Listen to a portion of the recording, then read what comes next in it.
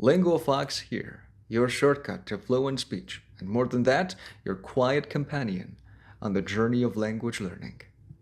Today's episode is not about techniques or drills or grammar hacks. It's about those moments when you don't feel like learning anymore.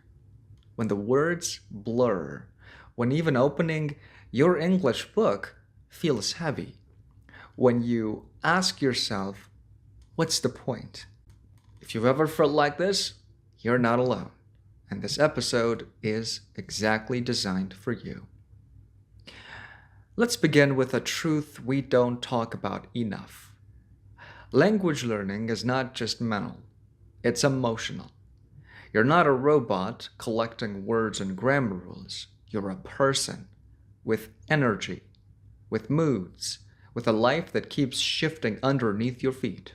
So it's okay and it's natural to feel tired of learning. Not because you're lazy, not because you're weak, but because learning a language is a long relationship, not a sprint. And like any long relationship, it has its winters. So the first step, well, stop blaming yourself.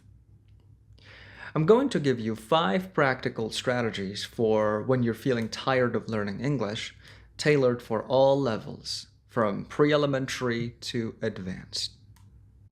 Take guilt-free breaks. Yes, you heard me. Take a break and take it without guilt. One day, a week, even 2, you can't fill a cup that's cracked from exhaustion. During your break, don't touch English if it stresses you. Instead, go for walks, listen to music in your own language, sleep, watch the sunset, make yourself tea, do whatever that gives you energy. Let your brain breathe. English will wait, and it can. But here's the key. Don't spend the break worrying about taking it. Guilt will turn rest into another kind of stress. Instead, treat your pause as a form of investment, like watering the soil before planting new seeds. When you return, even after a short rest, your mind will feel softer, more open, more ready to begin again. Travel, even in small ways. If you can, travel physically, even a short trip to a new town, a walk in a new neighborhood. New environments refresh your curiosity, and curiosity is fuel for language. Can't travel physically? Okay, then travel through your senses. Watch a foreign film, not to learn, but to enjoy. Cook a recipe from another country. Explore a storybook in English, but just flip through.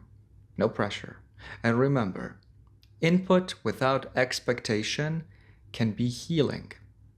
Even something as small as changing the room where you study or listening to English on a park bench instead of your desk creates mental movement. Language needs space, and when you feel stuck, a new visual or sensory setting can do more for your English than another grammar exercise ever could.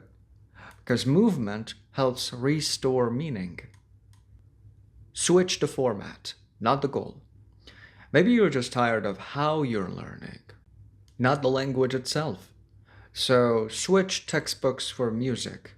Switch movies for YouTube podcasts. Switch long study sessions for 5-minute bursts.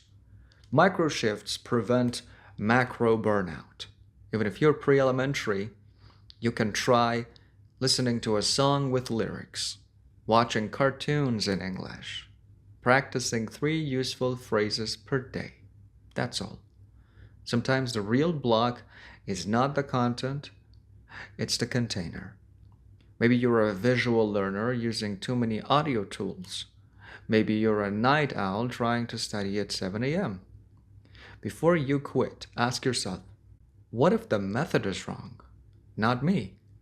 Learning works best when it fits you, not the other way around. Reflect. Don't just repeat. Ask yourself, why did I start learning English in the first place? What was the moment I felt proud of my progress? What would I say to my past self if they were just beginning now. This isn't homework, it's soul work. When you're tired, it's not time to study harder.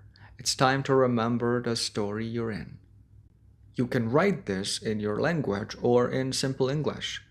You can say it out loud in front of a mirror. This kind of reflection reconnects you with purpose, and purpose is more powerful than motivation.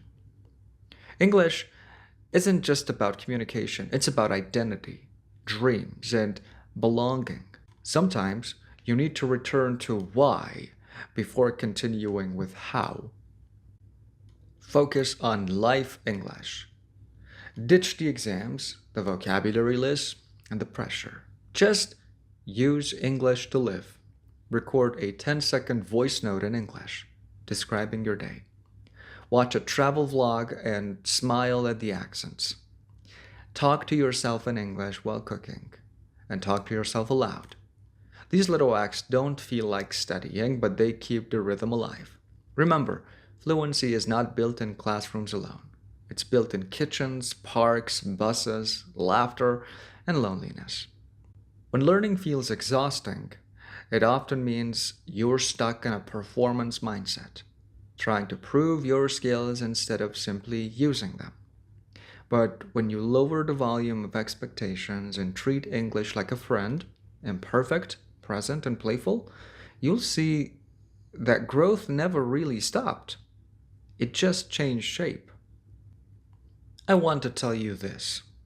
If English feels far away right now, if it feels like a mountain and your legs are shaking, sit down, reset, and trust that when you are ready, you'll walk again. You haven't lost your progress. It's still there, quietly waiting inside you like a sleeping flame. When you are ready, it will burn again. Not because you forced it, but because you found your rhythm again. Thank you for listening to LinguaFox. If this episode helped you feel seen, share it with a fellow learner. Sometimes we all need a voice of light in the dark. You're not behind, you are becoming. Until next time, speak gently and keep your fire alive. This was LinguaFox, and you are doing just fine.